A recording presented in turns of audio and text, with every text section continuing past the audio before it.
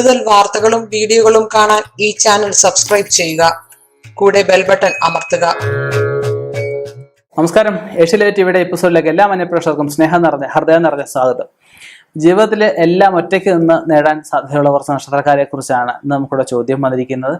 ഇപ്പം നമുക്ക് പാരമ്പര്യമായിട്ട് സാമ്പത്തികം ഉള്ള കുടുംബക്കാരുണ്ട്, അല്ലാതെ ഒരാളുടെ കൂടെ നിന്ന് സാമ്പത്തികം ഉണ്ടാക്കുന്ന ആൾക്കാരുണ്ട്, ഒറ്റയ്ക്ക് നിന്ന് സാമ്പത്തികം ഉണ്ടാകുന്നവരുണ്ട്, മാതാവിൻ്റെയോ പിതാവിൻ്റെയോ ഒക്കെ സംരക്ഷണയിൽ അവരുണ്ടാക്കിയ സാമ്പത്തികത്തിൽ നിന്ന് ജീവിക്കുന്നവരുണ്ട്.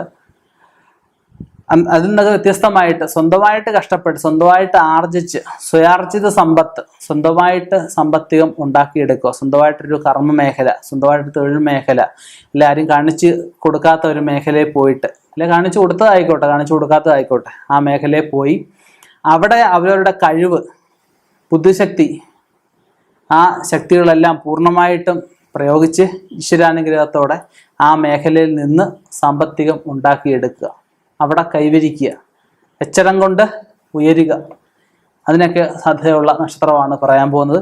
നമുക്ക് നേരത്തെ ഞാൻ പറഞ്ഞിട്ടുണ്ട്, ഒരുപാട് ജ്യോതിഷ പുസ്തകങ്ങളുടെ വെളിച്ചത്തിൽ ഇതുവരെ എൻ്റെ അടുത്ത് വന്നിട്ടുള്ള പല വ്യക്തികളുടെ ജാതകങ്ങളും നക്ഷത്രങ്ങളും ഒക്കെ പരിശോധിച്ചതിൻ്റെ വെളിച്ചത്തിലുമാണ് ഞാൻ ഈ ഫലങ്ങളെയൊക്കെ പറയുന്നത്.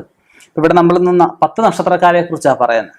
ഇപ്പം ഇതിൽ പെടാത്തവരും ഇതേ വിഷയമുള്ളവരും ഉണ്ടാവും, ഇതേ കഴിവുള്ളവരുണ്ടാവും, സ്വയമായിട്ട് നിന്ന് സമ്പത്തി ഉണ്ടാകുന്നവരുണ്ടാവും.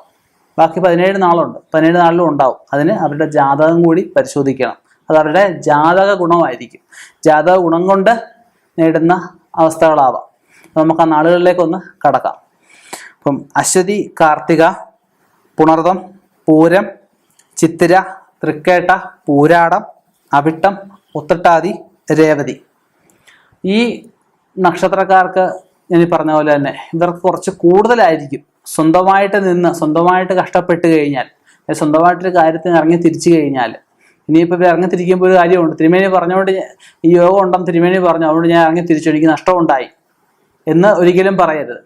കാരണം നമ്മൾ ഇറങ്ങി തിരിച്ചു, ഇറങ്ങി ചെല്ലുന്ന ഭാഗം ചിലപ്പം നമ്മളെ കളിപ്പിക്കുന്ന ആൾക്കാരാണ് എന്ത് ചെയ്യും, അല്ലെ നമ്മളിൽ നിന്ന് സമ്പത്യം ഉണ്ടാവും, അല്ലെ നമ്മളെ ചതിക്കുഴി ചാടിക്കുന്നവരടുത്ത് പോയിട്ട് പറഞ്ഞിട്ട് കാര്യമില്ല. അവരുടെ ജാതകം കൂടി പരിശോധിക്കണം. ജാതകം പരിശോധിച്ച് ഏത് മേഖലയിൽ പോയാൽ രക്ഷപ്പെടാൻ പറ്റുമെന്ന് അറിയണം. ഒരുപാട് മേഖലയുണ്ട്. കഷ്ടപ്പെട്ട് കഴിഞ്ഞാൽ സമ്പത്തിയുള്ള കഴിവുള്ളവരെ ഉറ്റും നോക്കുന്ന ഒരുപാട് മേഖലയുണ്ട്. അതിന് ജാതകം പരിശോധിക്കുക, ജാതകം പരിശോധിച്ച് അതിലെന്തെങ്കിലും ദോഷങ്ങളായിട്ട് ഉണ്ടെങ്കിൽ പരിഹരിക്കുക. അവരവർക്ക് ജാതകത്തിൽ പറയുന്ന മേഖലയിൽ അവർക്ക് വിശ്വാസമുള്ള, അവർക്ക് ആത്മവിശ്വാസമുള്ള മേഖലയിൽ പോവുക. തീർച്ചയായിട്ടും വിജയം കൈവരിക്കാനാവും. തികഞ്ഞ ഈശ്വരവിശ്വാസത്തോടെ ഈശ്വരൻ്റെ അനുഗ്രഹം ഈ നക്ഷത്രക്കാർക്കല്ല എല്ലാവർക്കും സകല ജീവജാലങ്ങൾക്കും ഉണ്ടാവട്ടെ എന്ന പ്രാർത്ഥനയിലൂടെ നിർത്തുന്നു. നന്ദി, നമസ്കാരം.